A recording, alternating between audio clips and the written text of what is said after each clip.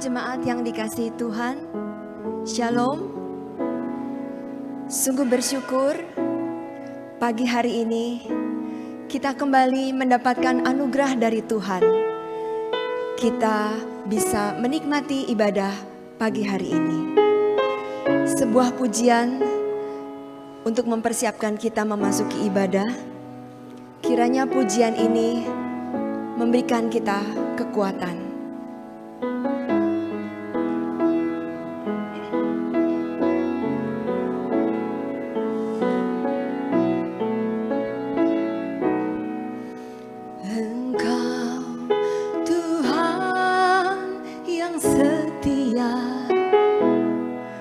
Waktumu selalu yang terbaik. Engkau Tuhan sandaranku, dan ku hanya kan berharap padamu. Satu-satunya yang kuat, satu-satunya yang ku percaya. Engkau sumber kekuatan, sumber pengharapan, sumber kedamaian. Satu-satunya yang ku andalkan, satu-satunya yang ku percaya. Engkau Tuhan memberkati, Tuhan penyembuhku, Tuhan pemulihku. Kita baru memasuki minggu kedua di tahun yang baru, tahun 2023. Masih banyak perjalanan yang akan kita tempuh. Kita tidak akan pernah tahu apa yang akan terjadi di depan kita. Tetapi kita percaya kita punya satu pribadi yang bisa kita andalkan. Dia adalah Tuhan yang setia. Dia adalah satu-satunya pribadi yang bisa kita percaya, karena Dia Tuhan yang tidak pernah meninggalkan kita. Amin. Mari kita menjalani hari-hari di depan kita di tahun 2023 bersama dengan Tuhan kita yang bisa kita andalkan, Tuhan kita yang setia.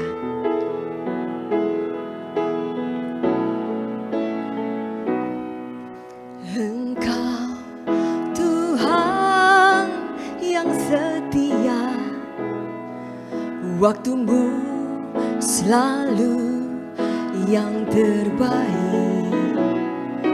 Engkau Tuhan sandaranku,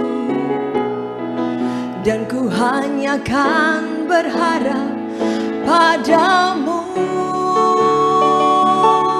Satu-satunya yang kuat, satu-satunya yang ku percaya.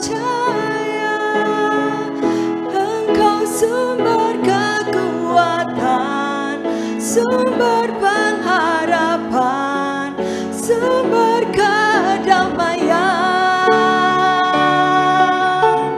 Satu-satunya yang ku andalkan, satu-satunya yang ku percaya. Engkau Tuhan memberkati, Tuhan penyembuhku, Tuhan pemulihku. Satu-satunya yang ku andalkan, satu-satunya yang ku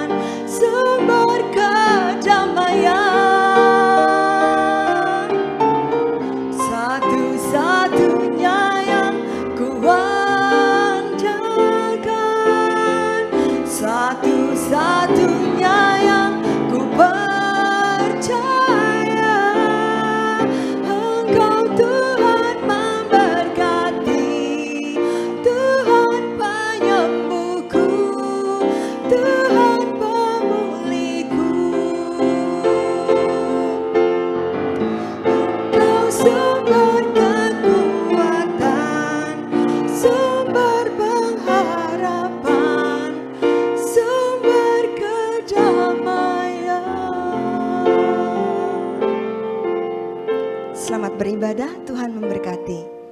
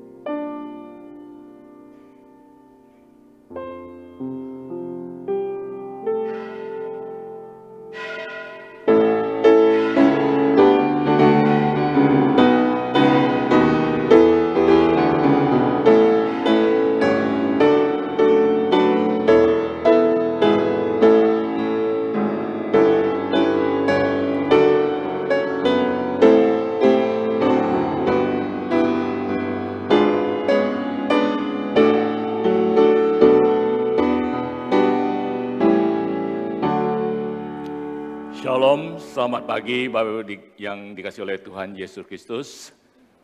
Kita ucap syukur kepada Tuhan ya, di mana Tuhan sudah memimpin setiap kita melalui hari-hari, minggu-minggu, bulan per bulan, bahkan melalui 1 tahun yang lama dan memasuki tahun yang baru. Kalau saya ajak kita memflashback, mengingat kembali cinta kasih Tuhan, mungkin kita tidak akan habis menghitung-hitungnya. Benar, amin? Amin enggak? Nah, iya. Ya, kita kalau menghitung semuanya itu, kasih Tuhan itu terlalu banyak di dalam kehidupan kita. Mengapa? Karena kasih setia Tuhan tidak pernah berubah. Amin. Ya, cinta kasih Tuhan kepada kita tidak pernah berubah. Ada pepatah Mandarin mengatakan yu jing wu xian. Apa itu ya? Ada ketakutan tapi tidak ada malah bahaya. Itulah Tuhan kita. Saya ajak kita semua bangkit berdiri memasukin ibadah pagi hari ini. Aku hendak menyanyikan kasih setia Tuhan selama-lamanya. Hendak memperkenalkan kesetiamu dengan mulutku turun-temurun. Sebab kasih setiamu dibangun untuk selama-lamanya. Kesetiaanmu tegak seperti langit. Ayat inilah mengingatkan kepada kita bahwa kasih setia Tuhan itu besar sekali. Mari kita naikkan pujian besar setiamu.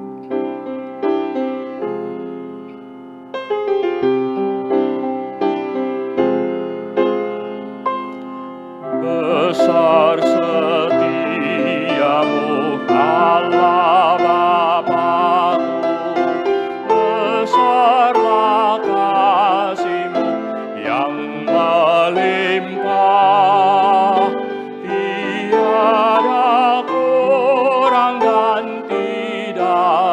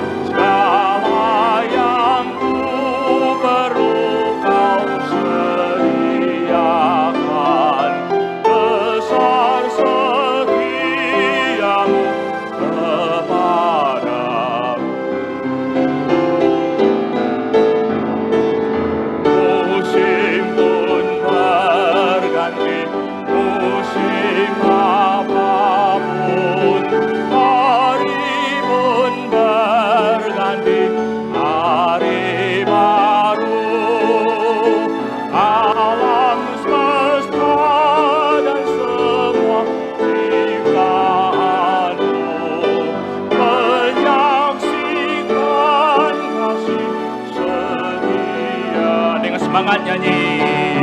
Besar setiamu, besar setiamu, Dia bagi berikan rahmat baru. Segala yang ku perlu Kau sediakan. Besar setiamu kepadaku.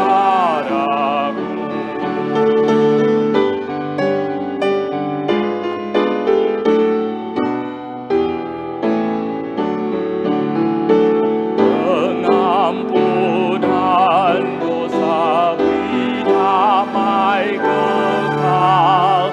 Kau menghibur dan Kau menuntunku.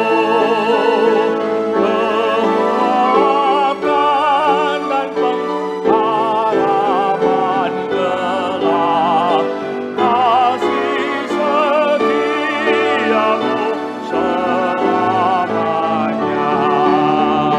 Besar setiamu, besar setiamu, Dia bagi berikan rahmat baru.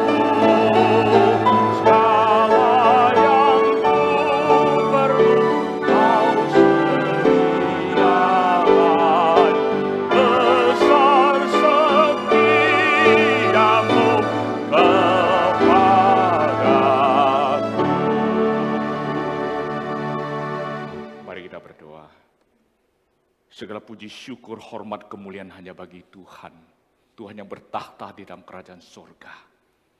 Karena cinta kasih-Mu lah, maka begitu besar kasih setia Tuhan di dalam kehidupan kami.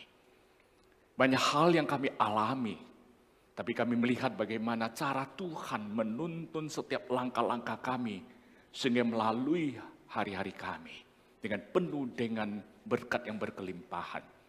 Pagi hari ini ya Tuhan, kami hadir di hadirat-Mu. Kami ingin menyembah Engkau, kami ingin memuji Engkau, dan kami juga ingin merenungkan firman-Mu. Berkatilah ibadah pagi hari ini, berkatilah setiap kami yang sudah hadir, dan berkatilah gereja-Mu. Pimpinlah waktu selanjutnya. Di dalam nama Tuhan Yesus Kristus, kami berdoa dan mengucap syukur. Amin. Silakan duduk kembali.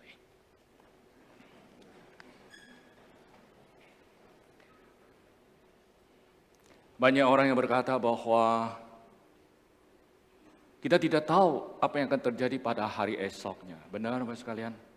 Jangankan hari esok, apa yang terjadi siang atau sore aja kita tidak tahu. Benar ya? Banyak hal yang mendadak terjadi di dalam kehidupan kita, yang kadang-kala kita belum siap menghadapinya. Tapi ingat satu hal, janji Tuhan bahwa Dia menguasai hari esok. Bukan saja hari esok, menguasai setiap detik yang kita lalui. Amin, Bapak sekalian. Mari kita penuh dengan iman kita nyanyikan, aku tahu Tuhan menguasai hari esok.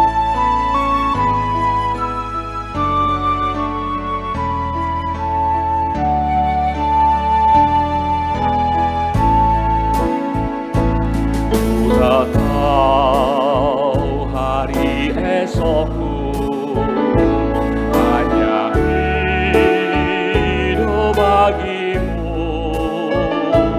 Ku tak tahu esok terangkat ataukah hari gelap. Ku tak khawatir hari esok, karena ku tahu janjinya. Kini ku berserah penuh, karena Dia Maha Tahu. Banyak hal yang kan terjadi dalam hidupku ini. Ku tahu siapa yang berkuasa mengatur semuanya.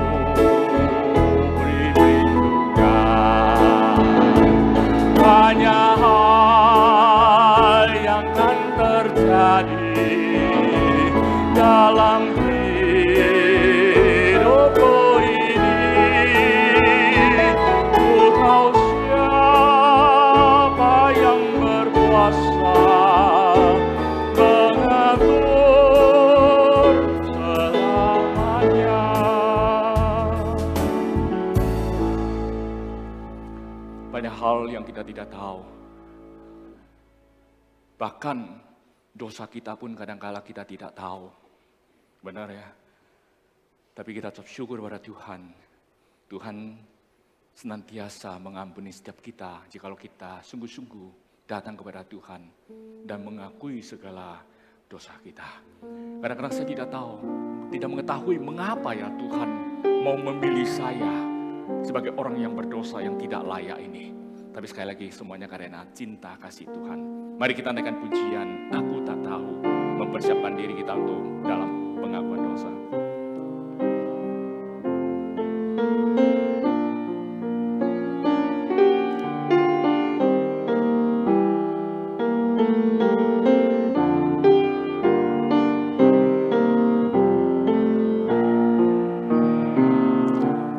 Aku tak tahu yang disembah malaikat, mengapa ia mengasihi dunia, bagaikan gembala cari dombanya, tuntun mereka pulang ke kandangnya.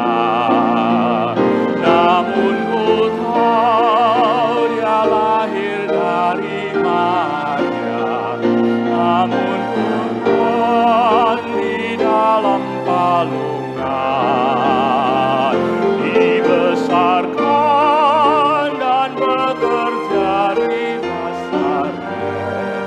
Ku tahu benar juru selamatku telah datang.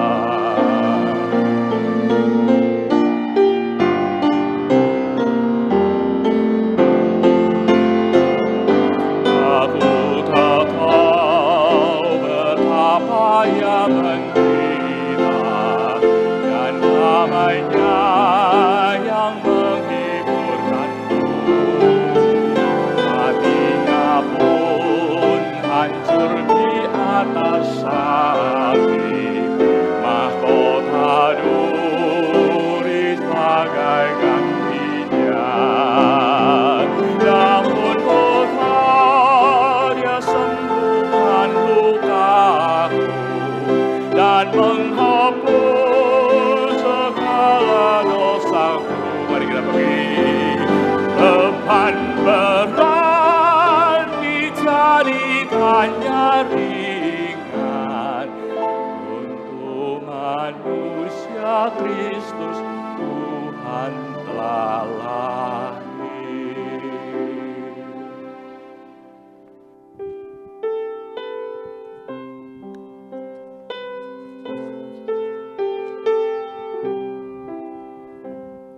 Bersama dengan pemazmur, kita berkata kepada Tuhan, oleh karena nama-Mu ya Tuhan, ampunilah kesalahanku, sebab besar kesalahanku.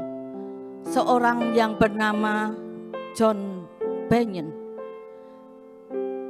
beliau mengatakan satu kebocoran akan menenggelamkan sebuah kapal. Dan satu dosa akan menghancurkan seorang pendosa.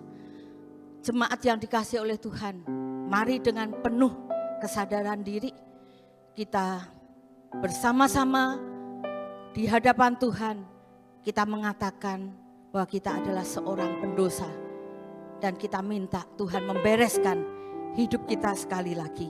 Kita bersama-sama secara pribadi datang kepada Tuhan di tahun yang baru yang kita masuki. Kita melihat dan memperlihatkan kehidupan kita di hadapan Tuhan.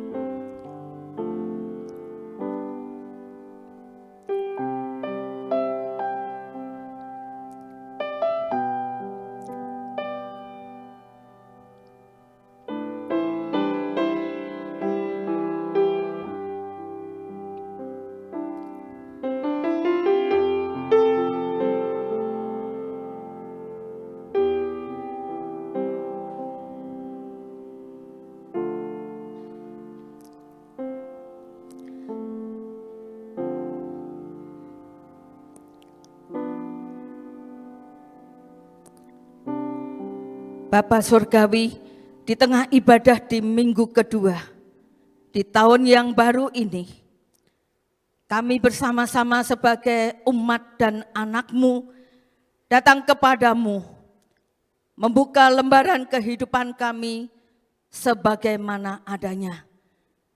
Dan kami adalah orang-orang yang melakukan kesalahan. Kami adalah para pendosa. Kami datang menyadari masih membawa lembaran kami yang lama sekalipun memasuki tahun yang baru. Komitmen, tekad yang kami buat di penghujung tahun lalu, kami lupakan dan tinggalkan begitu saja. Kami juga masih menyia-nyiakan baik itu waktu, kesempatan, maupun harta yang Kau berikan pada kami. Kerap kali kami juga menganggap murah, remeh akan kebaikan, kemurahan, dan rahmat-Mu ya Tuhan. Kemuliaan Tuhan tidak kami pancarkan baik di dalam tutur kata maupun di dalam tingkah laku perbuatan kami. Kepada sesama yang patah semangat, tawar hati, kami tidak hadir untuk memberi semangat dan kekuatan kepada mereka. Sekali lagi mohon ampunilah dosa, kesalahan, dan cacat celah kami. Biarlah Kristus Yesus menghapuskan dosa-dosa kami dengan darah-Nya yang suci. Kami berdoa di dalam nama Tuhan Yesus Kristus. Amin. Bagi kita yang sungguh-sungguh mengaku dan membuka lembaran kehidupan kita sebagaimana adanya, janji pengampunan dosa diberitahukan dan diberlakukan kepada saudara dan saya. Dari 1 Timotius pasal yang pertama ayatnya yang ke-15a berkata demikian. Perkataan ini benar dan patut diterima sepenuhnya. Kristus Yesus datang ke dunia untuk menyelamatkan orang berdosa. Mari kita akan bersama-sama menyanyikan sebuah pujian syukur kepada Tuhan. Ku tak tahu, bait yang ketiga.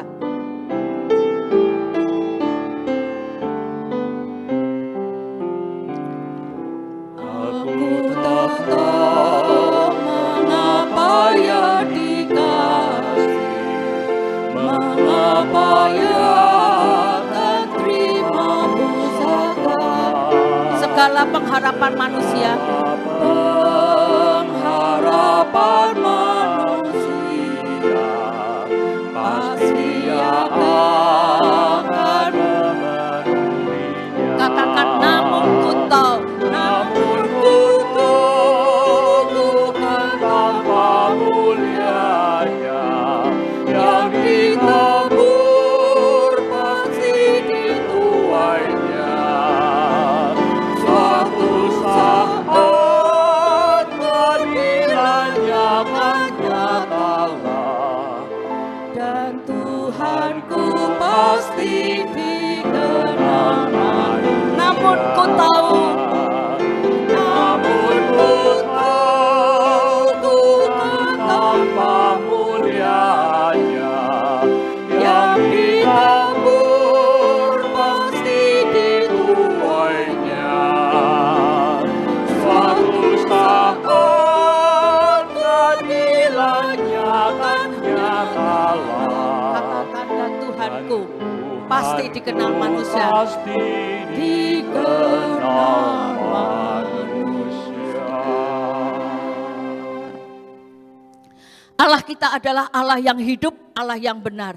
Allah Tritunggal yang kepadanya kita memiliki iman dan kepercayaan. Mari kita bersama-sama dengan seluruh umat yang percaya, seluruh gereja di sepanjang abad dan di setiap tempat. Kita bersama-sama mengikrarkan dengan hati dan penuh dengan keyakinan dan kesungguhan. Kita mengikrarkan pengakuan iman rasuli yang berkata demikian. Aku percaya kepada Allah, Bapa yang Maha Kuasa, Khalik langit dan bumi, dan kepada Yesus Kristus, anaknya yang tunggal Tuhan kita, yang dikandung dari Roh Kudus, lahir dari anak darah Maria, yang menderita sengsara, di bawah pemerintahan Pontius Pilatus. Disalibkan, mati dan dikuburkan, turun ke dalam kerajaan maut. Pada hari yang ketiga, bangkit dari antara orang mati, naik ke surga, duduk sebelah kanan Allah, Bapa yang Maha Kuasa. Dan dari sana ia akan datang untuk menghakimi orang yang hidup dan yang mati. Aku percaya kepada Roh Kudus, gereja yang kudus dan am, persekutuan orang kudus, pengampunan dosa, kebangkitan tubuh, dan hidup yang kekal. Amin. Jemaat dipersilahkan duduk. Pada kesempatan di minggu yang kedua di bulan Januari di tahun 2023 yang kita masuki bersama-sama, yang masih Allah anugerahkan.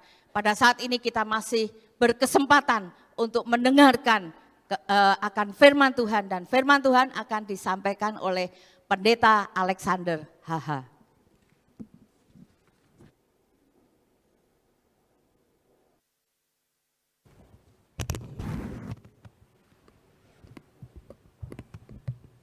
Shalom Bapak Ibu yang terkasih di dalam Tuhan Yesus.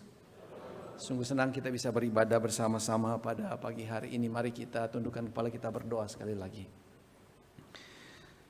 Kemuliaan hanya bagi nama Tuhan yang sudah membawa kami sampai saat ini, menopang kami, menggendong kami bahkan.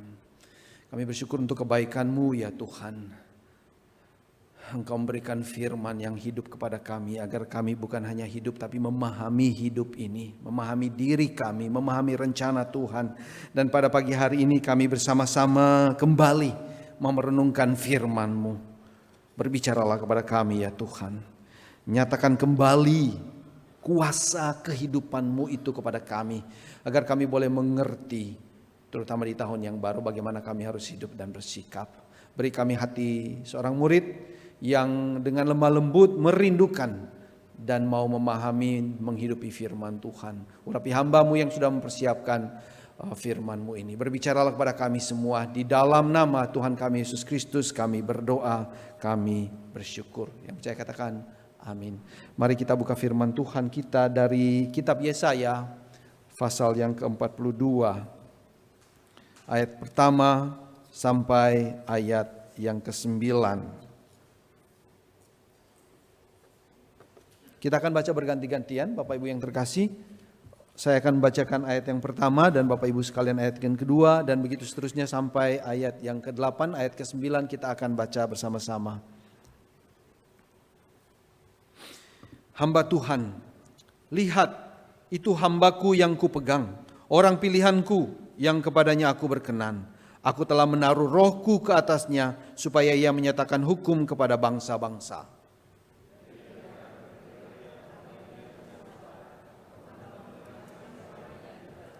Buluh yang patah terkulai tidak akan diputuskannya, dan sumbu yang pudar nyalanya tidak akan dipadamkannya, tetapi dengan setia ia akan menyatakan hukum.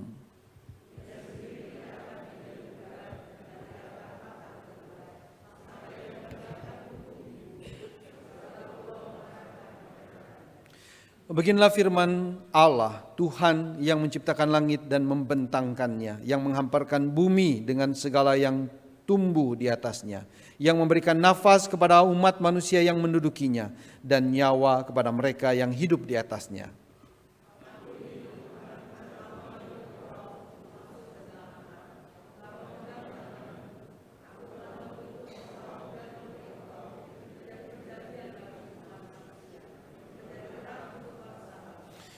Untuk membuka mata yang buta, untuk mengeluarkan orang hukuman dari tempat tahanan, dan mengeluarkan orang-orang yang duduk dalam gelap dari rumah penjara.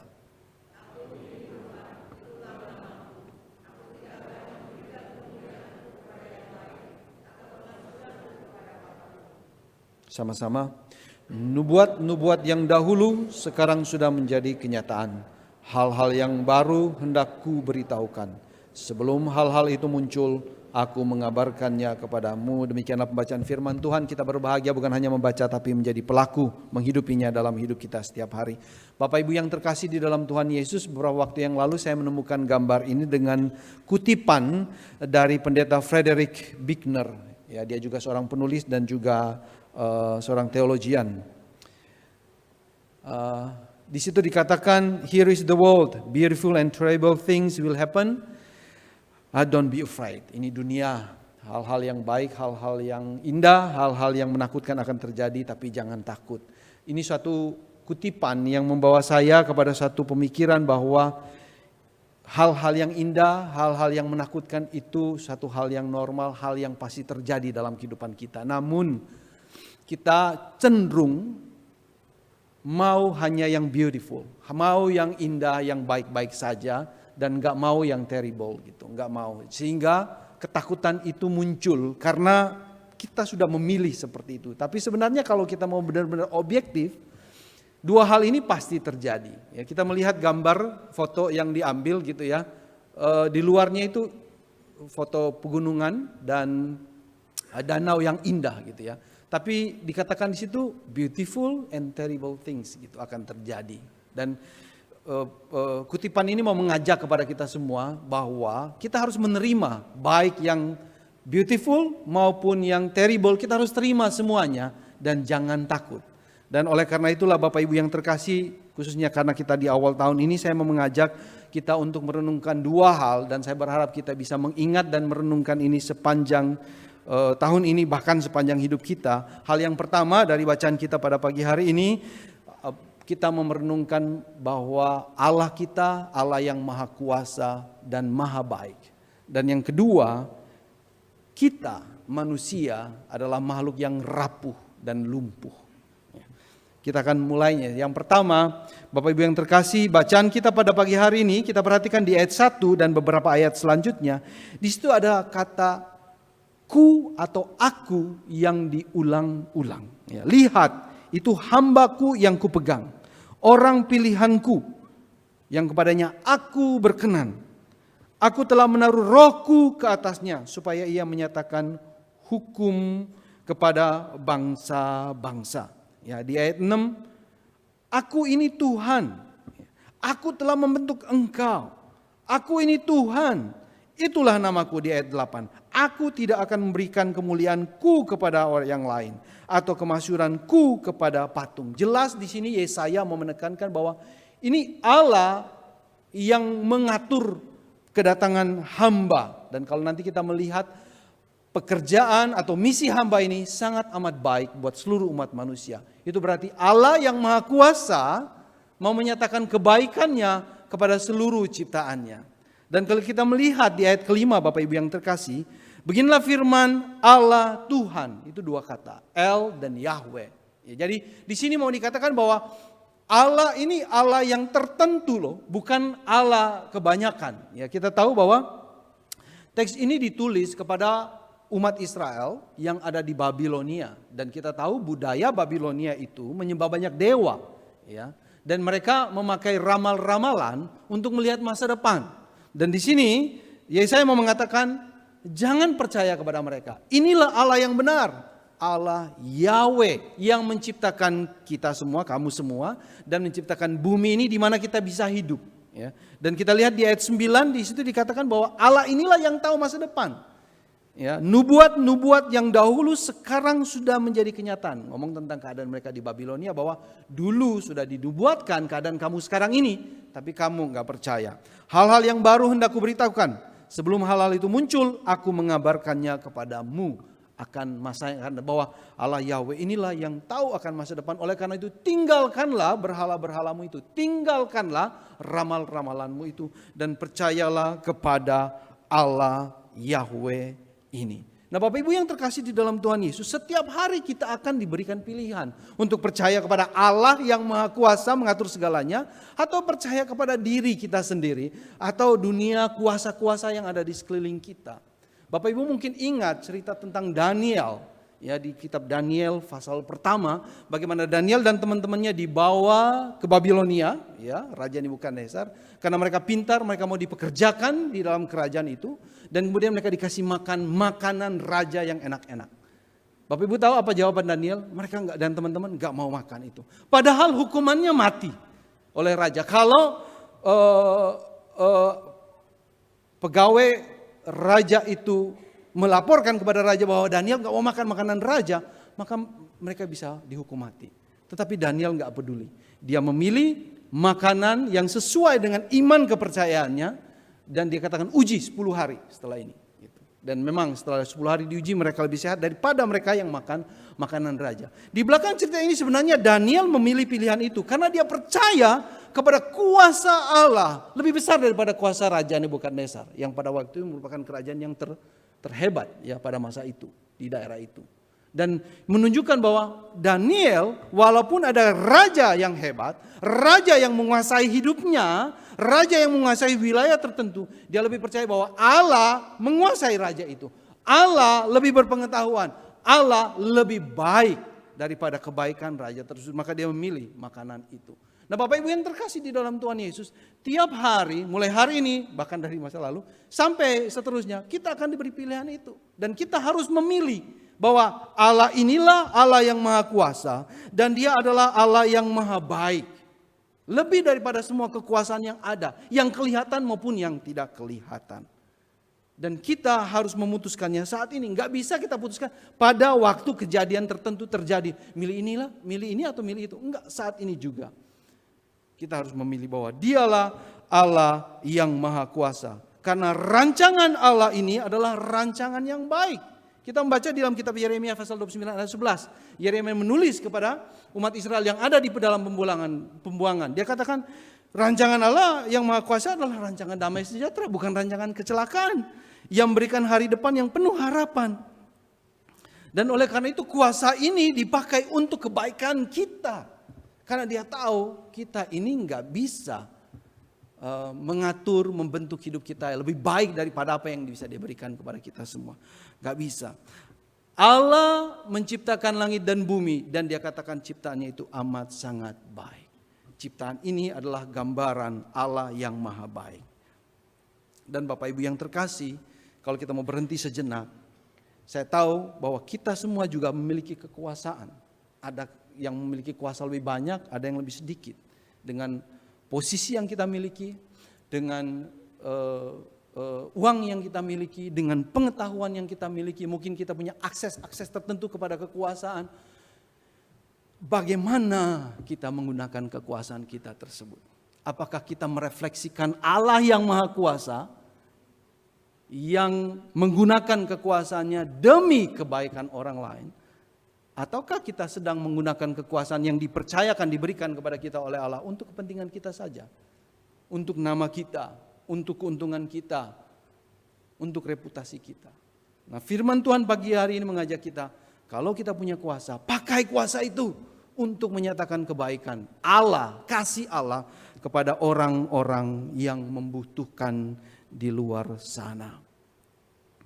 Dan kemahakuasaan Allah ini Bapak Ibu yang terkasih, puncaknya, kebaikan Allah yang maha kuasa ini puncaknya dinyatakan dengan mengutus hambanya datang ke dalam dunia ini. Untuk menegakkan keadilan, untuk menyatakan hukum ya, kepada semua bangsa. Bukan hanya bangsa tertentu, semua bangsa. Ini kebaikan Allah tertinggi, kemahakuasaan Allah tertinggi. Dan dia mengorbankan segalanya. Dan kita tahu Bapak Ibu yang terkasih, bahwa di dalam gereja Injili, bahwa hamba ini kita artikan sebagai Yesus Kristus. Enggak ada perdebatan lagi bahwa hamba yang ditulis di dalam Yesaya 42 dan beberapa pasal yang lain itu menunjuk kepada Yesus Kristus. Identitasnya adalah Yesus Kristus. Dan kita akan melihat beberapa hal bahwa memang nubuatan ini menunjuk kepada Yesus Kristus yang ditulis di dalam kitab-kitab Injil. Yang pertama Bapak Ibu yang terkasih, kita melihat relasi Allah dengan hambanya ini. Ya. Di dalam ayat 1 kita bisa melihat beberapa kata penting di sana sebenarnya. Di dalam ayat 6 juga kita melihat beberapa kata penting yang menunjukkan betapa eratnya sebenarnya hubungan antara hamba ini dengan Allah.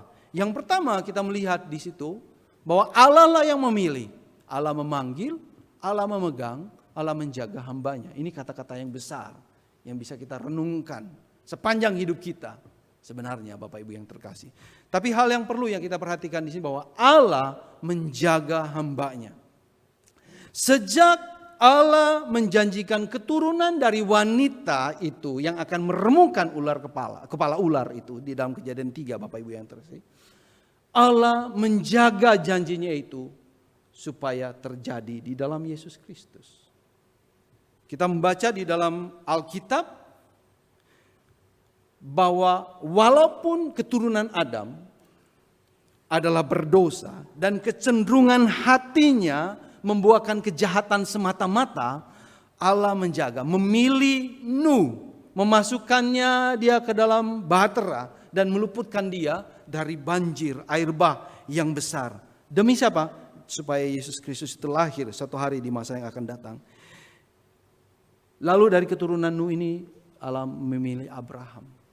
Abraham dipanggil keluar dari tanah kelahirannya. Dia berjalan berpindah-pindah hidup nomaden di daerah-daerah yang berbahaya. Di dalam kerajaan-kerajaan yang orang itu gak percaya kepada Tuhan. Hidupnya barbar, suka-suka mereka gitu. Dan di situ terancam sebenarnya kehidupan Abraham. Tetapi Allah menjaga dan menjadikan dia seorang anak. Ishak. Lalu dari Ishak ini kemudian lahir 2 orang anak. Dan Allah memilih salah satunya. Dari situ datang 12 anak. Dan ketika mereka terancam punah oleh karena kelaparan, Allah memilih Yusuf untuk menyelamatkan mereka dan membawa mereka ke Mesir. Dan di Mesir mereka berkembang di dalam keadaan yang tidak ideal. Mereka diperbudak tapi mereka menjadi besar. Nggak ada yang bisa menahan perkembangan-biakan mereka. Karena Allah punya rencana dalam kehidupan mereka. Dan melalui Musa mereka dilepaskan. Dikeluarkan secara ajaib walaupun nggak ada jalan keluar. Mereka melewati Laut Merah. Mereka melewati padang belantara, padang pasir. Dan singkat cerita mereka kemudian menjadi kuat di tanah Kanaan. Memiliki kerajaan. Walaupun mereka kuat tapi mereka tetap melakukan kejahatan. Tapi Allah tidak pernah lupa pada janjinya. Allah memilih Daud. Dan dari keturunan Daud inilah kita tahu. Kemudian lahirlah Yesus Kristus Tuhan. Walaupun umat Israel udah terpencar kemana-mana karena dibuang ke Babilonia. Dan gak tahu lagi mana keturunan Daud, mana keturunan ini dan sebagainya. Mana imam, mana dan semuanya. Tapi toh kita membaca di dalam Injil. Dari orang yang sederhana, yang miskin. Itu lahirlah penyelamat itu. Dan dia adalah keturunan Daud. Allah yang maha kuasa dan maha kasih. Menjaga janjinya. Dan menjaga orang-orang tertentu. Supaya Yesus Kristus lahir. Dan kita membaca di dalam Injil Matius. Peristiwa sekitar kelahiran Yesus. Bukanlah peristiwa yang enak. Bukanlah peristiwa yang baik. Justru selalu terancam kehidupan Yesus itu. Herodes mau membunuh dia. Mereka harus lari ke Mesir, kembali lagi. Tapi toh Tuhan menjaga. Betapa maha kuasanya Tuhan. Ketika dia sudah memilih, dia menjaga supaya janjinya itu terjadi. Yang kedua, Bapak Ibu yang terkasih, dia bukan hanya menjaga, ya, tapi juga dia memberikan Roh Kudusnya kepada hambanya ini. Terjemahan Message Bible, Alkitab Message mengatakan bahwa dia ini dimandikan oleh Roh Kudus. Jadi Roh Kudus itu memenuhi seluruh kehidupan hambanya ini, Yesus Kristus. Tidak ada bagian dari hidupnya yang tidak ada Roh Kudusnya. Dalam Injil Matius dan Injil Lukas kita membaca bahwa Roh Kudus secara personal dan secara unik terlibat aktif di dalam kehamilan Maria. Bahwa Maria itu dibuahi oleh Roh Kudus tanpa ada campur tangan seorang pria atau seorang wanita, seorang suami. Kemanusiaan Yesus diambil dari Maria, tetapi hidupnya sepenuhnya oleh Roh Kudus. Roh Kudus juga bekerja dalam pertumbuhan Yesus. Tidak ada bagian dari kemanusiaan hamba Allah ini yang tidak berkembang tanpa karya Roh Kudus. Kita ingat dia memisahkan diri dari orang tuanya ketika mereka beribadah ke Yerusalem. Dan dia tinggal di dalam bait Allah dan dia belajar perjanjian lama di sana. Dan dari sana dia mengerti oleh karena karya Roh Kudus misinya ke dalam dunia ini. Yohanes Pembaptis sendiri mengaku bahwa Yesus akan membaptis dengan Roh Kudus. Yesus adalah hamba yang penuh dengan Roh Kudus. Bahkan kitab Lukas menulis setelah dia keluar dari air, kitab Matius menulis Roh Kudus dalam rupa burung merpati turun atasnya. Lalu setelah dia dibaptis, Roh Kudus memimpin dia ke padang pasir. Setelah dia kembali dari padang pasir, dia pergi pelayanan, dia dipenuhi oleh Roh Kudus.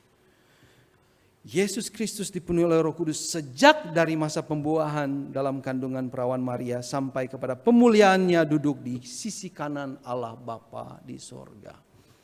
Jaminan untuk keberhasilan dari misinya sudah ada, Bapak Ibu yang terkasih.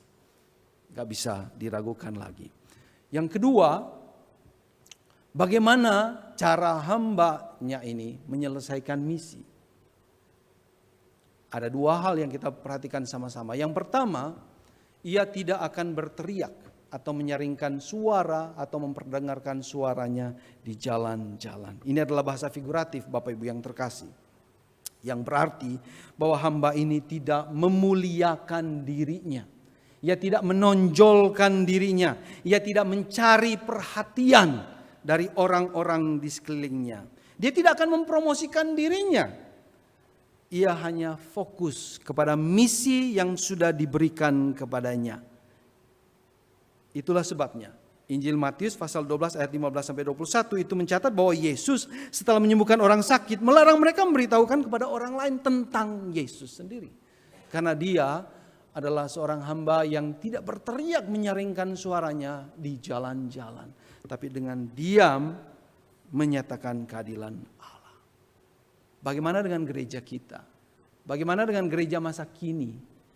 Apakah kita hanya menyatakan kebenaran Allah atau kita masih menyatakan kebenaran kita manusia kepada dunia ini? Apakah kita masih mengabarkan kabar baik tentang Yesus Kristus saja atau kita masih menyatakan kabar baik tentang diri kita sendiri? Bagaimana cara hamba menyelesaikan misinya? Bulu yang patah terkulai tidak akan diputuskannya, sumbu yang pudar nyalanya tidak akan dipadamkannya. Dan ini berarti bahwa hambanya ini lemah lembut. Bulu adalah sejenis tumbuhan seperti alang-alang yang bisa ditemukan di mana-mana, tumbuh liar. Bapak Ibu yang terkasih. Seseorang dapat menemukan ribuan bahkan puluhan ribu alang-alang dimanapun. Dan kita bisa temukan bahwa bulu-bulu ini biasa patah gitu ya. Dan kemudian lemah lunglai. Dan gampang diinjak dan dilupakan. Karena gak berguna lagi, gak berharga sama sekali. Jika hamba Allah ini menemukan bulu yang patah oleh karena angin kencang atau karena diinjak-injak, dia tidak akan menginjak-injak dan menganggapnya tidak berharga. Tapi ia merawat dan membuatnya kuat kembali. Jika ia menemukan sumbu yang pudar hampir mati. Ya, kalau di zaman itu mungkin lampunya itu ada minyaknya lalu ada satu sumbunya. Ya, saya pikir lilin hari ini juga mengadopsi cara seperti itu. Dan kalau sumbunya sudah mulai kecil gitu ya, apinya pun mengecil dan tinggal asap dan apinya sedikit saja. Dan kalau dia menemukan itu, hambanya ini tidak akan langsung memadamkannya, tetapi mungkin meniupnya setelah berlahan-lahan sampai sumbunya bisa menyala kembali. Menunjukkan kelemah lembutan, kesabaran dari hamba Allah ini. Dan kitab Injil menggambarkan Yesus Kristus dengan dua karakteristik seperti ini, Bapak Ibu yang terkasih. Kita ingat bagaimana ketika para ahli kitab mengkritik Yesus karena dia pergi makan bersama dengan orang berdosa. Tapi Yesus menjawab, bukan orang sehat yang memerlukan orang tabib. Bukan orang sehat yang memerlukan tabib, tetapi orang sakit. Aku datang bukan untuk memanggil orang berdosa, orang benar, tetapi orang berdosa supaya mereka bertobat. Kita membaca di dalam Injil betapa kerasnya para murid, betapa lambannya mereka mengerti. Tapi Yesus dengan lemah lembut dan sabar membimbing mereka. Kita juga membaca bagaimana Yesus bercakap-cakap dengan sabar dengan perempuan Samaria yang sedang hidup dalam dosa. Ya, hidup dengan seorang pria yang bukan suaminya. Tapi Yesus dengan sabar menyatakan kebenaran Allah kepada dia. Kita baca bagaimana ketika perempuan yang ditemukan berdosa lalu mau dirajam. Tapi Yesus dengan penuh kasih sayang duduk dan tidak ikut menghakimi, tapi mengampuni dan memberikan kesempatan kepada wanita itu untuk bertobat. Yesus ini adalah hamba yang lemah lembut, Bapak Ibu yang terkasih. Dan kita bisa datang dalam keadaan kita yang apa adanya. Karena kitalah buluh yang terkulai itu. Kitalah sumbu yang pudar nyalanya itu. Kitalah buluh yang patah terkulai dan sumbu yang hampir padam. Kitalah orang-orang yang sering mengalami ketidakadilan. Tentu saya bukan ngomong tentang ketidakadilan secara politik Bapak Ibu yang terkasih. Tapi kita adalah orang-orang yang membutuhkan hukum dari Allah. Kenapa? Karena kita sudah ditindas oleh dosa. Dosa yang membuat kita memerlukan keadilan dari Allah. Kita adalah orang-orang yang perlu dikasihani. Karena kita sudah patah. Karena kita hampir padam. Karena dosa kita menjadi orang-orang yang helpless dan hopeless. Enggak ada harapan dari diri kita sendiri. Dan ironisnya atau tragisnya Bapak Ibu yang terkasih, banyak orang merasa mereka mampu dan kuat. Padahal mereka membutuhkan seorang penolong. Ini kebutuhan spiritual. Dan dalam Alkitab Bapak Ibu yang terkasih, paling tidak ada 3 wajah dosa atau umpama dari dosa yang sudah menginvasi kehidupan manusia. Yang pertama, dosa itu sebagai perbudakan. Kalau kita membaca dalam kitab suci, orang Israel yang sudah dilepaskan, mereka diperbudak di Mesir beratus-ratus tahun lalu dilepaskan oleh Allah dan mereka jalan keluar melalui padang pasir. Tetapi kita membaca di padang pasir, ketika mereka menghadapi masalah terutama dengan makanan, kenyamanan itu, mereka selalu ingin kembali ke Mesir. Di Mesir kayaknya lebih baik, selalu ingin kembali. Walaupun mereka sudah dilepaskan dari perbudakan secara fisik, tapi secara spiritual, secara kejiwaan, mereka itu sebenarnya masih diperbudak oleh dosa. Dan kalau kita mau merefleksikan diri kita sendiri, bukankah kita seringkali seperti itu? Kita mengaku orang Kristen, tetapi sebenarnya kita masih mengikuti keinginan kita sendiri yang egois. Untuk kepentingan diri sendiri, untuk kepentingan golonganku. Dan gak ada sedikit pun bagaimana supaya hidup saya ini memuliakan dan menjalankan kehendak atau rencana Allah. Kita adalah bulu yang terkulai itu. Kita adalah sumbu yang pudar nyalanya. Dosa juga dilihat sebagai pemangsa, predator Bapak Ibu yang terkasih. Di dalam kitab Kejadian pasal 4 ayat 7, ya, ketika anak Adam, Kain dan Habel itu bertikai, ya. Di situ ditulis, dosa sudah mengintip di muka pintu dan ia sangat menggoda engkau. Sudah mengintip dan ingin memakan engkau. Di dalam Petrus menulis, iblis itu bagaikan singa yang mengaum-ngaum mencari mangsa, mencari orang yang dapat ditelannya. Selalu siap menunggu kesempatan yang terbaik untuk mencaplok dan memakan kita. Dan kalau kita sudah dimakan oleh iblis, kita sudah jatuh dalam dosa, maka tujuan hidup kita akan hancur. Kita nggak tahu lagi untuk apa kita hidup selain apa yang kita lihat dengan mata kita sendiri. Nggak ada lagi visi hidup. Ketika kita ditelan oleh dosa, kita mati secara rohani, nggak berespon lagi kepada panggilan Allah. Dosa, predator, pemangsa, dia akan mencari kesempatan buat kita. Yang ketiga, dosa itu seperti candu. Di dalam kitab Perjanjian Lama sering kita membaca bahwa orang Israel yang jatuh dalam dosa itu diumpamakan sebagai orang yang berzina, ya, menyeleweng. Dan kalau kita membaca itu berulang-ulang kali. Di dalam kitab Yeremia digambarkan ini dengan sangat jelas metafora ini. Perzinahan rohani. Dan itu dilakukan berulang-ulang. Adiksi menunjukkan bahwa manusia menikmati dosa dan ingin melakukannya terus. Dan menikmatinya. Ini bahaya dari dosa. Dan itu bisa terjadi saat ini juga. Pada saat kita mengaku bahwa kita orang percaya. Tapi kita masih diperbudak dosa. Kita masih ada di dalam dosa. Kita masih ketagihan dengan dosa-dosa kita. Dalam situasi tertentu nggak melakukan ini. Dan itu adalah dosa. Dan ayat 7 Bapak Ibu yang terkasih menggambarkan tentang hal ini bahwa Yesus Kristus itu datang menyatakan hukum Allah kepada bangsa-bangsa untuk mengeluarkan untuk membuka mata yang buta, ya, dan mengeluarkan orang-orang hukuman dari tempat tahanan, ya, mengeluarkan orang-orang yang duduk dalam gelap dari rumah penjara. Buta dan ada di dalam penjara yang gelap. Apakah ada situasi yang jauh lebih buruk daripada ini, Bapak Ibu yang terkasih? Enggak ada. Enggak ada. Ini titik yang paling rendah. Dan itulah bulu yang terkulai dan sumbu yang pudar nyalanya. Jalan buntu, titik terendah, tidak ada jalan keluar. Kita mau turun lagi nggak bisa karena itu sudah yang paling rendah dan kita nggak bisa keluar dari sana. Karena kita nggak bisa, tak berdaya. Karena kita berada di dalam dosa.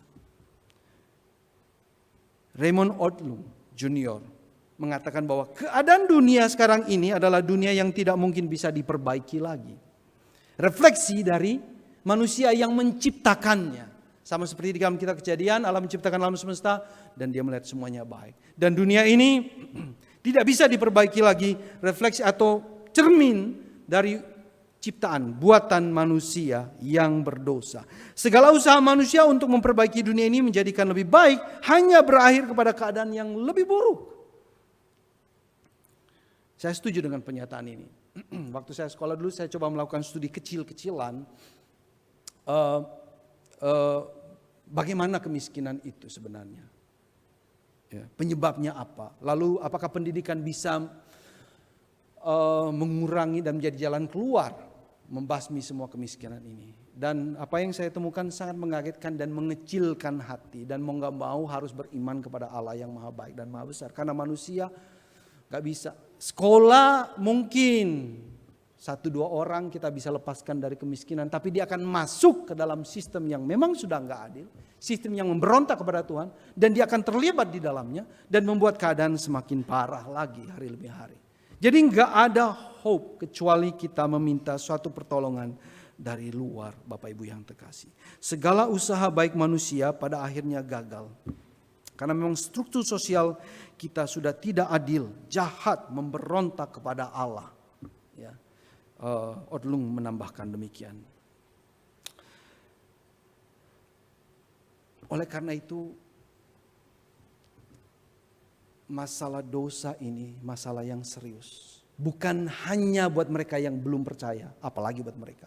Tapi juga buat kita yang sudah percaya, Bapak Ibu yang terkasih.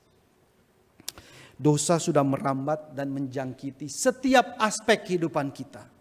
Tidak ada yang tidak terjangkiti oleh dosa ini. Semuanya. Dan oleh karena itu nasib kita sangat tragis.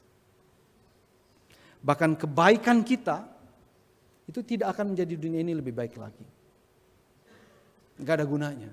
Segala usaha dan jeripaya manusia sudah mati sebenarnya. Hanya ilusi aja kalau kita mau berusaha untuk membuat dunia ini lebih baik lagi. Karena dosa sudah demikian dahsyatnya. Oleh karena itu Bapak Ibu yang terkasih, kita membutuhkan hamba yang setia ini. Yesus Kristus, hamba yang menyatakan dan menegakkan hukum Allah di dunia ini. Kita membutuhkan dia. Dia datang untuk ini. Dia rela menjadi yang terakhir, padahal dia yang pertama. Dia rela menjadi hamba, padahal dia adalah Tuhan. Supaya apa? Hukum itu ditegakkan di seluruh dunia. Hukum, by the way, dalam bacaan kita itu diambil dari kata mispat dalam bahasa Yunani. Dan itu bukan lebih daripada, artinya lebih daripada hanya sekedar bahwa Allah menghukum orang berdosa, bukan. Lebih daripada itu.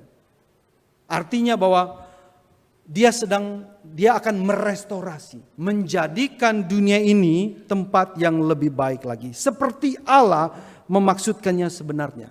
Jadi sesuai kembali dengan tujuan Allah yang sebenarnya.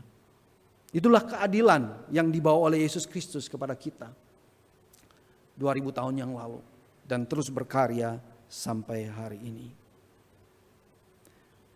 Oleh karena itu Bapak Ibu yang terkasih, Yesus menukarkan hidupnya kepada kita, buat kita semua. Dia yang kaya menjadi miskin, supaya kita yang miskin menjadi kaya. Dia yang hidup, mati oleh karena dosa-dosa kita, supaya kehidupannya itu diberikan kepada kita semua. Kuasa dosa dipatahkan di dalam Yesus Kristus. Melalui kematian dan kebangkitan Yesus Kristus, hukum Allah dinyatakan, dosa dan kuasanya dipatahkan, dan semua orang beriman menjadi ciptaan yang baru. Yang baru. Bukan hanya dibaharui, tapi menjadi baru. Karena kuasa dosanya sudah mati. Wahyu pasal 21 ayat 5. Ia yang duduk di atas tahta itu berkata, lihatlah, aku menjadikan segala sesuatu baru. Dan firman-Nya, tuliskanlah, karena segala perkataan ini adalah tepat dan benar. Yang menjadikannya baru hanya Yesus Kristus Tuhan kita. Bukan manusia lain, Bapak Ibu yang terkasih. Dia adalah perjanjian di ayat 6. Ya. Dan memberi engkau menjadi perjanjian bagi umat manusia, menjadi terang untuk bangsa-bangsa. Yesus adalah perjanjian kita dengan Allah. Melalui karya Yesus yang mati dan bangkit, yang membuka mata kita yang buta karena dosa kepada kebenaran Allah, dan melepaskan kita dari belenggu penjara yang gelap, pekat itu. Allah menjadi Allah kita, dan kita menjadi umat-Nya. Semuanya ini Bapak Ibu yang terkasih hanya bisa kalau kita menyadari keadaan kita yang kacau balau. Sadar bahwa kita memang sedang kacau balau, buruk keadaan kita.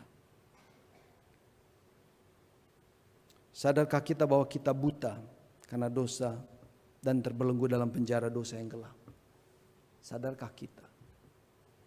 Tanpa kesadaran ini, maka berita Injil itu sama dengan berita-berita yang lain. Sadarkah kita bahwa kita adalah bulu yang patah terkulai dan sumbu yang pudar nyalanya? Sadarkah kita bahwa kita ini tidak berguna sama sekali di luar Tuhan Yesus? Sadarkah kita bahwa kita membutuhkan seorang penyelamat?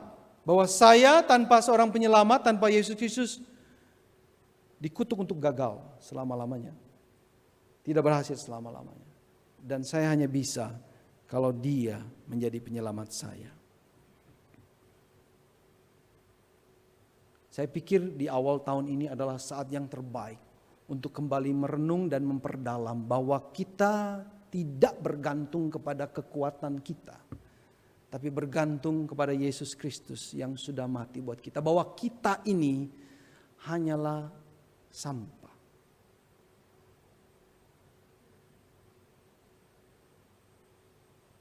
Sampah yang dihiasi oleh berbagai macam barang yang mahal. Hanya Yesus yang bisa mengubah sampah itu menjadi emas yang mulia. Bapak Ibu, kesadaran akan keadaan kita yang sangat buruk ini membuka telinga kita kepada panggilan Yesus yang lemah lembut. Marilah kepadaku. Marilah kepadaku. Semua yang letih lesu dan beban berat. Keadaan kita yang berdosa. Aku akan memberikan kelegaan kepadamu. Pikulah kuk yang kupasang dan belajarlah padaku, karena aku lemah lembut dan rendah hati, dan jiwamu akan mendapatkan ketenangan. Sebab kuk yang kupasang itu enak dan bebanku pun ringan. Nothing tulus ikut Tuhan Yesus. Kita tidak perlu berdandan. Kita tidak perlu menjadi kudus. Kita tidak perlu berusaha apapun untuk datang kepada Yesus, karena Dia sudah sangat lemah lembut. Dan by the way, kita itu bulu yang patah terkulai. Kita itu sumbu yang pudar nyalanya. What we can do untuk mendandan diri kita? Enggak bisa. So datanglah dengan keadaan kita yang sebenarnya kepada Tuhan Yesus. Dan Dia akan menjadikan kita baru. Amin Bapak Ibu yang terkasih. Ini panggilan selalu now, selalu saat ini. Enggak pernah menjadi masa lampau.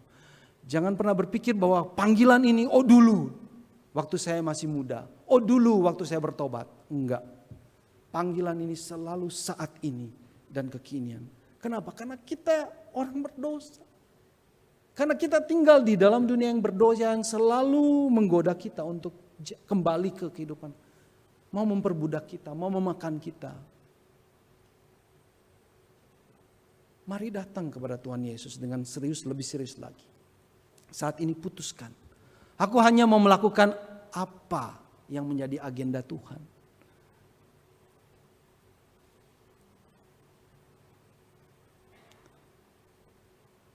Mari kita sama-sama tundukkan kepala saat ini.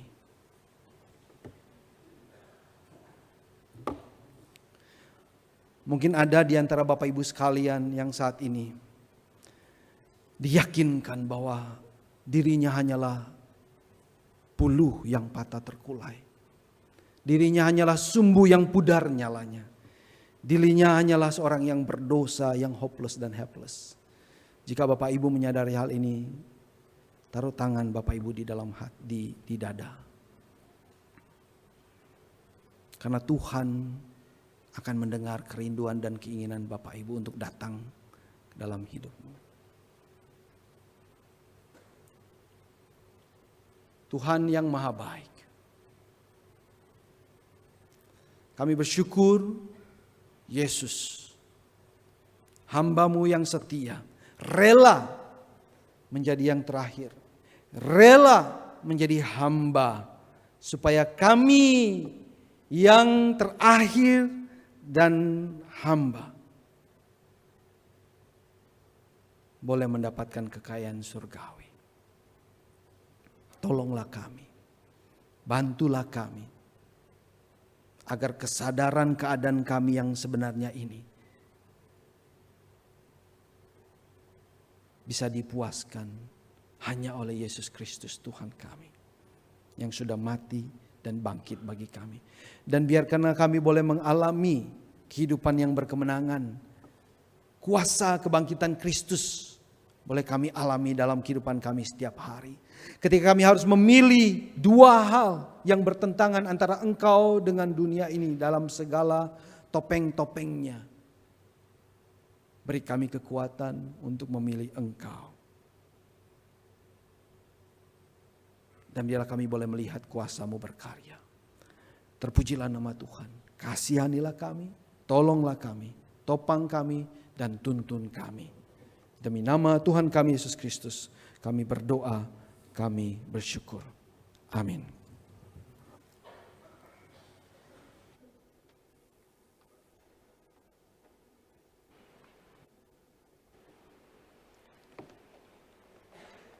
Kita tetap syukur kepada Tuhan dan juga tetap syukur untuk firman Tuhan yang sudah kita renungan bersama. Memang benar kita ini seperti buluh yang gampang patah, terkulai. Tapi dalam firman Tuhan mengajak kita jangan melihat kelemahan kita, masalah kita. Selalu datang pada Tuhan dan pandanglah pada Tuhan. Ada seorang tokoh himne, seorang ibu lahir di abad ke-19. Saya senang sekali beliau ya ataupun almarhumah lah ya udah meninggal.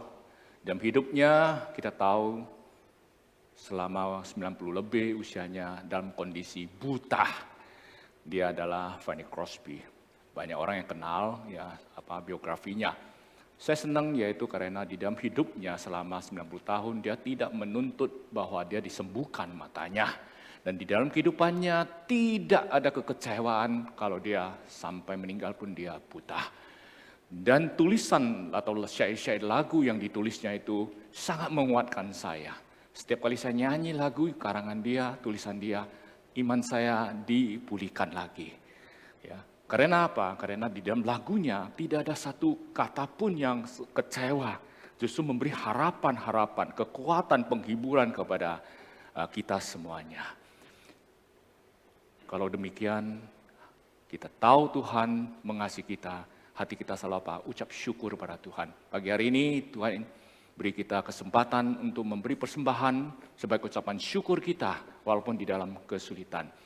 Sebelum kita naikkan pujian Tuhan yang pimpin jalanku, saya izinkan Bapak Ibu sekalian untuk memberi persembahan melalui QR Code. Ya, mungkin ada di belakang kursi kita, ataupun yang ada di layar. Atau mungkin bisa melalui persembahan di amplopnya yang ada di depan kursi.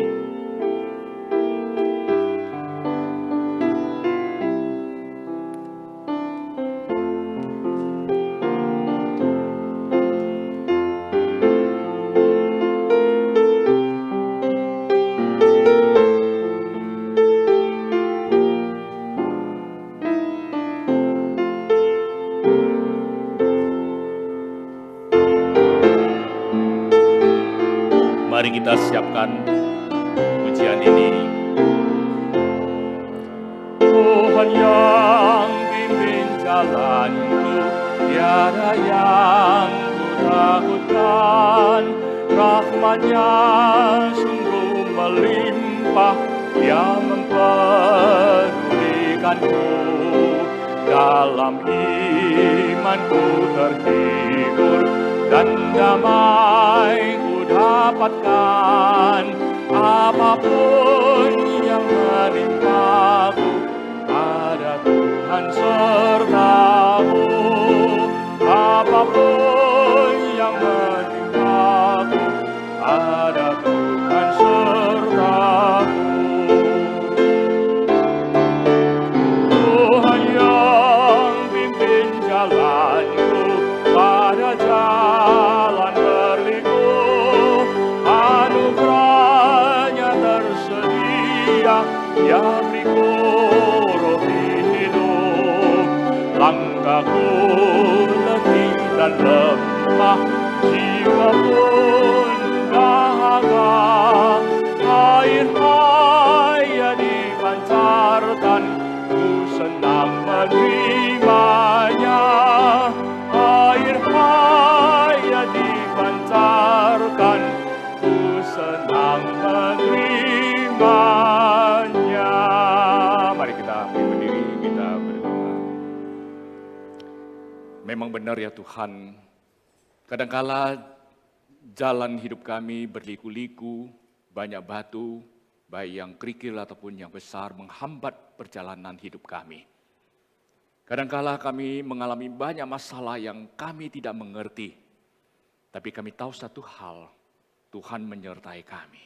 Tuhan tetap memimpin setiap langkah-langkah kami, sehingga kami tidak akan khawatir ataupun ketakutan lagi. Kami bersyukur Tuhan di dalam kehidupan kami, begitu banyak berkat yang Tuhan berikan kepada kami. Baik itu berkat jasmani maupun berkat rohani. Di saat ini Tuhan, kami menyatakan cinta kasih kami kepada Tuhan, sehingga mempersembahkan berkat yang Tuhan sudah berikan kepada kami. Kuduskan persembahan kami, berkati persembahan kami. Di dalam nama Tuhan Yesus Kristus, kami berdoa dan mengucap syukur. Amin. Silakan duduk.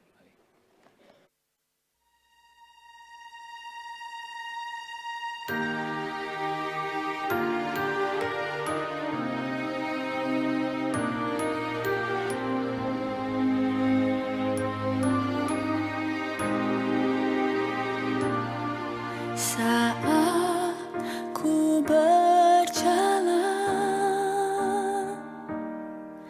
kasih-Mu menerangi langkahku.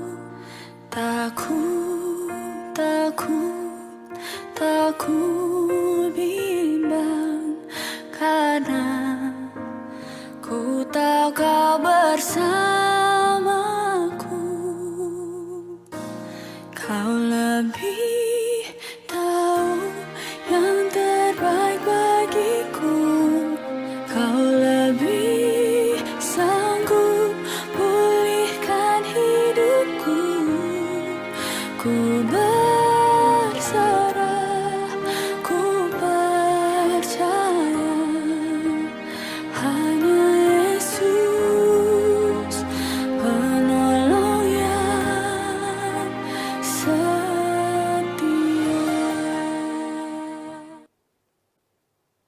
Shalom saudara sekalian, sungguh bersyukur kepada Tuhan. Hari ini kita boleh kembali ke rumah Tuhan, bertemu secara pribadi dengan Tuhan melalui ibadah pada hari ini. Kita bersyukur kepada Tuhan dan berterima kasih kepada rekan-rekan yang melayani pada hari ini. Biarlah segala kemuliaan bagi Tuhan. Kami ingin menyambut kalau di antara saudara ada yang pertama kali beribadah di GKY Puri Indah. Di sebelah kanan kalau ada saudara atau saudari boleh berdiri. Apakah ada? Yang pertama kali beribadah di GKY Puri Indah. Sebelah kiri saya. Apakah ada? Boleh berdiri. Ya, tidak ada. Di balkon? Tidak ada juga, ya. Kalau begitu saya undang semua berdiri dan memberi salam, ya. Di sebelah kiri kanan, ya, depan belakang kita. Selamat hari Minggu, selamat bertemu kembali. Tuhan memberkati kita, silakan duduk. Kita bersyukur Tuhan memimpin kita melewati tahun 2022 dan kita memasuki tahun 2023. Salah satu hal yang baik yang sudah kita praktekkan bertahun-tahun dan kita akan teruskan ke tahun depan adalah kita dengan setia memberikan persembahan persepuluhan kepada Tuhan. Saudara sekalian, gereja sudah menyediakan sebuah buku persembahan persepuluhan. Saya sangat mendorong saudara untuk mengambil buku persembahan persepuluhan ini. Dan kalau bisa, saudara membuat komitmen di halaman depan, menulis komitmen persembahan saudara kepada Tuhan. Komitmen itu janji, bukan kontrak saudara sekalian ya. Sedapat mungkin kita memberikan persembahan sesuai dengan apa yang kita tulis. Tapi kalaupun kita tidak mampu menunaikannya, Tuhan juga mengetahui kelemahan atau kekurangan kita. Saya juga tahu saudara suka memberikan persembahan melalui transfer. Jadi kalau saudara mau memberikan komitmen dan beritahukan kepada majelis, maka itu akan sangat membantu majelis untuk menghitung kira-kira penerimaan kita tahun depan akan seberapa. Oleh sebab itu saudara sekalian, saya mendorong saudara nanti pulang mengambil buku ini ya dan isi dan kembalikan kepada counter keuangan atau kepada majelis gereja kita. Diberitahukan kepada saudara mulai hari Rabu yang akan datang tanggal 11 Januari. Kebaktian doa malam Rabu kita, itu Rabu malam ya, tidak akan disiarkan secara langsung lagi melalui streaming. Oleh sebab itu, kami mendorong saudara untuk hadir secara onsite dalam kebaktian doa. Namun kalau saudara benar-benar tidak bisa mengikuti secara onsite, maka gereja akan menyiarkan ulang rekaman kebaktian doa setelah kebaktian doa selesai. Saudara tetap bisa masuk ke channel YouTube kita dan saudara bisa menemukan ya rekaman kebaktian doa tapi sudah tidak live. Jadi ini salah satu cara mendorong saudara untuk hadir secara onsite hari Rabu pukul 7 malam kebaktian doa di gereja kita. Diberitahukan juga bahwa Komisi Remaja atau Korem mulai minggu ini sudah tidak menyediakan streaming via YouTube atau Zoom lagi. Jadi anak-anak Korem hanya ikut kebaktian secara onsite saja. Kalau saudara punya anak-anak remaja, dorong mereka untuk hadir secara onsite. Kita mengucapkan turut berduka cita dipanggil kembali ke rumah Bapa di surga, Saudara Alexander William Saputra usia 19 tahun. Almarhum adalah putra sulung dari Bapak Teddy Saputra, Ibu Arlin Natalia Yusman, koko dari Angela Valentina Saputra. Kita juga mengucapkan turut berduka cita telah dipanggil kembali ke rumah Bapa di surga Ibu Lobak Siem, usia 96 tahun. Almarhumah adalah ibunda tercinta dari Pendeta Jonathan Lowijaya, mantan Gembala Sidang GKI Puri Indah, mama mertua dari Ibu Gunawati Ciu. Jenazah disemayamkan di Rumah Duka St. Michael, Pontianak.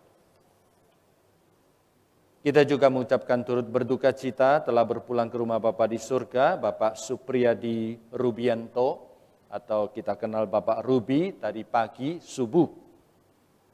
Almarhum adalah suami dari Ibu Wardianti Wiharjo, Papa dari Melvin, Papa mertua dari Elsa Sasmita, Papa dari Melinda, Papa mertua dari Dion Suyudi, kakek dari Benji dan Ethan Suyudi. Kita berdoa kiranya Allah Tritunggal memberikan kekuatan dan penghiburan kepada keluarga duka. Malam ini akan diadakan kebaktian penutupan peti di Rumah Duka Ukrida. Mari kita dukung keluarga duka di dalam doa. Saudara sekalian, dalam kesempatan ini saya juga mewakili majelis menyampaikan laporan sekilas tentang pelayanan kita selama 1 tahun yang lalu 2022 dan juga apa yang akan kita kerjakan 1 tahun ke depan sebagai satu refleksi, sebagai persiapan bagi kita untuk memasuki pelayanan kita selama 1 tahun. Saudara sekalian, tema kita tahun lalu adalah Cultivating Your Inner Life, menata kehidupan rohani untuk mencapai keserupaan dengan Kristus. Melalui tema ini, jemaat didorong untuk memiliki iman yang kokoh sebagai fondasi, supaya mengalami transformasi di dalam kehidupan dan menjadi semakin serupa dengan Yesus Kristus. Tahun lalu pandemi masih terjadi, karena itu sebagian besar kegiatan kita dilakukan secara online, daring. Secara umum, hampir semua kegiatan dijalankan dan dijalankan berjalan dengan baik. Kita juga bersyukur keterlibatan jemaat dalam ibadah, persekutuan, dan kegiatan lainnya terjadi sesuai dengan harapan. Secara khusus, gereja memanfaatkan kondisi pandemi sebagai kesempatan memberikan perhatian kepada jemaat, khususnya jemaat yang terpapar COVID. Selain mendukung mereka di dalam doa, gereja memberi bantuan menyediakan obat-obatan, kunjungan, oksigen, pelayanan penghiburan, dan bentuk pemerhatian lainnya. Kita bersyukur 1 tahun Tuhan memberkati kita. Berikut adalah secara singkat, saya akan melaporkan kegiatan setiap bidang. Bidang ibadah, kita menyelenggarakan kebaktian umum dan kebaktian doa secara rutin. Kita juga menyelenggarakan ibadah khusus dalam hari-hari khusus. Kita juga menolong dan membina para pelayan kebaktian dan meningkatkan kualitas streaming kebaktian melalui kanal YouTube gereja kita. Bidang persekutuan, kita menyelenggarakan persekutuan rutin dari setiap komisi, baik secara onsite maupun secara online, dalam bentuk pertemuan kelompok besar, kelompok kecil, dan seminar. Kita juga menyelenggarakan acara khusus sesuai dengan kebutuhan komisi, baik itu retreat, sekolah Injil liburan, persekutuan Padang, dan sebagainya. Kita juga memberikan perhatian khusus, pembesukan, perayaan ulang tahun, dan sebagainya. Di bidang pembinaan, kita menyelenggarakan pembinaan iman dan kerohanian jemaat dalam bentuk kelompok besar dan kelompok kecil. Kita juga mengelola perpustakaan supaya jemaat memiliki akses, bisa mendapat bacaan rohani yang baik dan memiliki pertumbuhan rohani. Di bidang pekabaran Injil, kita menjalankan dan mengembangkan pelayanan dalam 4 bidang. Yang pertama bimbingan belajar, 5 lokasi dan 1 online. Kemudian beasiswa, calon hamba Tuhan, dan biaya kehidupan misioneri, dukungan kepada yayasan dan badan pekabaran Injil, dan juga pelayanan Nias Terpadu berupa Panti Asuhan Dorcas dan bimbingan belajar SOU. Kita juga mengkoordinasi 3 pos pelayanan kita, VTI, Nias, dan Green Lake City. Dan kita bersyukur tahun lalu kita menyelesaikan renovasi ruang pos bakal jemaat Villa Tangerang Indah atau VTI. Di bidang pelayanan sosial, kita melakukan pelayanan diakonia kepada jemaat ke dalam bentuk pembesukan, bantuan obat khususnya COVID, kemudian biaya bagi mereka yang membutuhkan pengobatan, studi, kebutuhan lain, dan pelayanan kedukaan. Kita juga menjalin relasi keluar dengan masyarakat sekitar dengan kegiatan posyandu, bimbingan belajar, dan pembagian sembako. Di bidang Sarpras, di bidang Sarpras kita mengkoordinasi pekerjaan staf dan karyawan gereja, dan juga menyediakan memelihara semua aset, semua sarana prasarana baik yang tetap maupun yang bergerak, dan juga mengkoordinasi memantau pelaksanaan renovasi VTI sehingga terlaksana sesuai dengan rencana. Di bidang keuangan kita bersyukur kepada Tuhan, realisasi tahun anggaran 2022 kita menganggarkan dan kita bersyukur kita mendapat penerimaan 105% dari yang kita anggarkan. Dalam kesempatan ini, saya mewakili majelis mengucapkan terima kasih kepada jemaat yang dengan setia memberikan persembahan, dukungan, baik persembahan persepuluhan, persembahan syukur, persembahan kolekte, dan persembahan-persembahan lainnya. Juga berterima kasih kepada jemaat yang tidak hanya memberikan persembahan, dana, tapi juga terus mendoakan gereja dan memberikan tenaga kepada saudara-saudara untuk melayani Tuhan. Kita juga melaporkan pengeluaran tahun lalu adalah 87% dari yang dianggarkan. Ini tidak berarti para pengurus dan majelis menganggarkan dengan tidak tepat, tapi dalam pelaksanaan kita bersyukur ketika bisa terjadi penghematan, kita melakukan penghematan, dan dalam pelaksanaan kita juga bersyukur banyak jemaat memberikan persembahan secara mendadak, itu kejutan yang menyenangkan, Jadi tiba-tiba sudah dianggarkan tapi diberikan persembahan. Jadi kita bisa hemat 13%. Ya, breakdown dari pengeluaran bisa saudara lihat. Untuk tahun depan saudara sekalian, ya karena kita sudah kembali kepada onsite dan banyak acara sudah kita lakukan secara onsite, maka kita menganggarkan terjadi kenaikan 12% dari yang kita anggarkan dibanding tahun yang lalu. Oleh sebab itu, kami terus mendorong saudara untuk mendoakan dan mendukung pelayanan di dalam gereja. Refleksi tahun depan, saudara sekalian, tema besar kita adalah Feasting on the Word. Artinya, terjemahan secara bebas adalah kita ingin jemaat lebih mendalami firman Tuhan, menikmati kepuasan rohani, dan terus ya mendapatkan pengajaran yang baik, memuliakan nama Tuhan. Kita akan menekankan kepada 3 sasaran utama pelayanan gereja kita. Dari segi pengajaran, kita berharap jemaat mendapat pengajaran yang solid berdasarkan kebenaran firman Tuhan. Oleh sebab itu kita akan sangat memperhatikan pelayanan mimbar, pengajaran-pengajaran yang baik, pengajaran-pengajaran yang benar. Kemudian kita juga akan memberikan perhatian kepada jemaat. Kita berharap jemaat mendapat perhatian yang memadai dan tidak hanya diperhatikan, tapi jemaat juga dilatih untuk saling memperhatikan. Dari segi penjangkauan, kita berdoa supaya jemaat bisa belajar menjangkau orang-orang sekitar melalui kehidupan yang berdampak. Terakhir saudara sekalian, ya setelah saudara mendengar semua ini, apa peran saudara sebagai anggota jemaat? Ya, kita ingat ada 3D yang dapat saudara lakukan. Yang pertama, saya berharap saudara banyak berdoa untuk gereja. Ya, gereja akan bangun, gereja akan bangkit kalau setiap jemaat setiap hari mendoakan gereja. Ingat saudara sekalian, setiap hari kita doakan gereja kita, ya. Jangan lupa ya, setiap hari doakan gereja kita. Doa itu adalah motor penggerak kita. Ketika doa itu sudah jalan, motor sudah bergerak, maka daya kita dan dana kita itu secara otomatis akan mengikutinya. Kalau saudara melayani tanpa berdoa, berat rasanya. Kalau saudara memberi persembahan dana tanpa berdoa, itu berat rasanya. Tapi kalau saudara sudah berdoa, setiap hari berdoa untuk gereja, maka saya percaya Roh Kudus akan menggerakkan saudara untuk mempersembahkan daya dan dana saudara. Ya, terima kasih sekali lagi kepada saudara sekalian untuk dukungan kerjasama selama 1 tahun 2022. Dan kita percaya kerjasama kita dan pelayanan kita bersama di tahun 2023 akan lebih indah dan lebih berkenan kepada Tuhan. Demikian warta, saudara sekalian, saya undang jemaat untuk berdiri. Mari kita tundukkan kepala, kita berdoa. Kami mengucapkan syukur dan terima kasih, Tuhan Engkau sudah memberkati kami sepanjang tahun 2022. Dan ini adalah minggu kedua kami memasuki tahun yang baru. Kami percaya Tuhan, Engkau akan terus memimpin dan memberkati kami.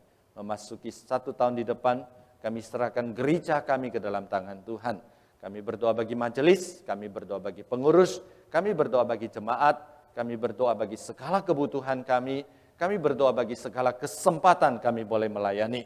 Pakai kami sungguh-sungguh untuk terus mendoakan gereja, untuk mempersembahkan yang terbaik dari diri kami, dari dana yang Tuhan titipkan, supaya nama Tuhan dapat dimuliakan. Terima kasih Tuhan. Kami serahkan hidup kami sekali lagi. Kami akan kembali ke rumah masing-masing. Tuhan pakai kami sepanjang 1 minggu ini untuk memuliakan nama-Mu dan menjadi berkat bagi sesama. Demi nama Tuhan Yesus kami berdoa. Amin. Kita kembalikan pujian dan hormat tertinggi kepada Allah di surga. Doksologi. Puji Allah Bapa Putra. Puji Allah Roh Kudus. Ketiganya yang esa. Oh selamat sumber berkat.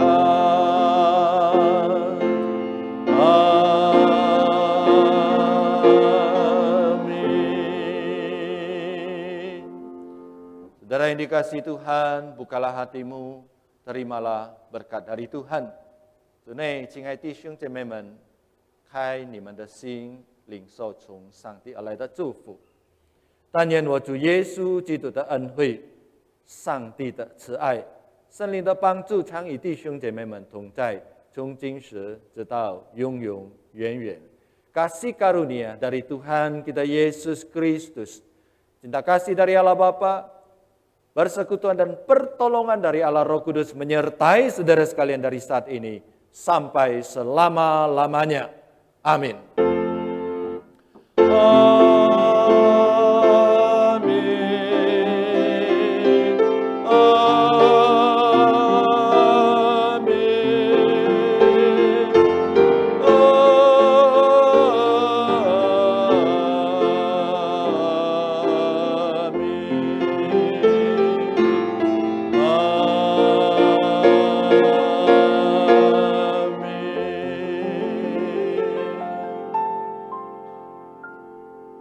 Silakan duduk. Saat teduh kebaktian selesai, Tuhan memberkati saudara sekalian.